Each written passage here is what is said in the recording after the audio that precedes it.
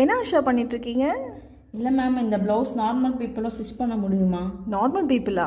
இல்லை, எல்லாராலையுமே ஸ்டிச் பண்ண முடியுமான்னு கேட்டேன் மேம். இதில் என்ன உங்களுக்கு கஷ்டம் இருக்குது? இல்லைங்க மேம், பேக்கில் வந்துட்டு ஹை நெக்கும் ஃப்ரண்ட்டில் லோவாகவும் இருக்குது. ஓ, பேக்கில் வந்து க்ளோஸாகவும் ஃப்ரண்ட்டில் டீப்பாகவும் இருக்குது. அது எப்படி டிராஃப்ட் பண்ணுறதுன்னு கேட்குறீங்களா? ஓகே, இந்த நெக்கை எப்படி நம்ம இப்போ டிராஃப்ட் பண்ணலாங்கிறத பார்க்கலாமா? Okay ma'am.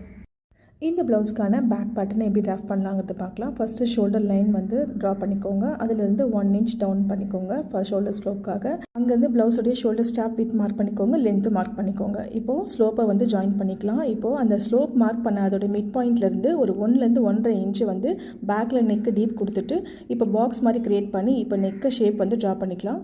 இப்போ ஆர்மோல் லைன் ட்ரா பண்ணுறதுக்கு ஃபார்முலாவை யூஸ் பண்ணி ஆர்மோல் லைனை செஸ்ட் லைனாக நம்ம கன்சிடர் பண்ணிக்கலாம். ஸோ இப்போ எங்களுடைய செஸ்ட் மார்க்கிங்கை மார்க் பண்ணிவிட்டு சீம் அலவன்ஸ் கொடுத்துக்கோங்க. வெயிஸ்ட் லைனை வெயிஸ்ட் ரவுண்ட் /4 பண்ணி சீம் அலவன்ஸ் கொடுத்துட்டு அதை ஜாயின் பண்ணிக்கோங்க. இப்போ ஹார்ம்ஹோல் கர்வ் ட்ரா பண்ணுறதுக்கு ஹார்ம்ஹோல் லைனோட மிட் பாயிண்ட் எடுத்துக்கோங்க. அதுலேருந்து ஒரு 1/2 inch உள்ள தள்ளி மார்க் பண்ணி ஸோ இந்த மாதிரி ஸ்ட்ரெயிட் லைன் போட்டு அதுக்கப்புறம் ஃப்ரெஞ்ச் கர்வ் வச்சு நம்ம கர்வ் பண்ணிட்டோம் அப்படின்னா இப்போ பேக் பார்ட் ரெடி ஆகிடுச்சு.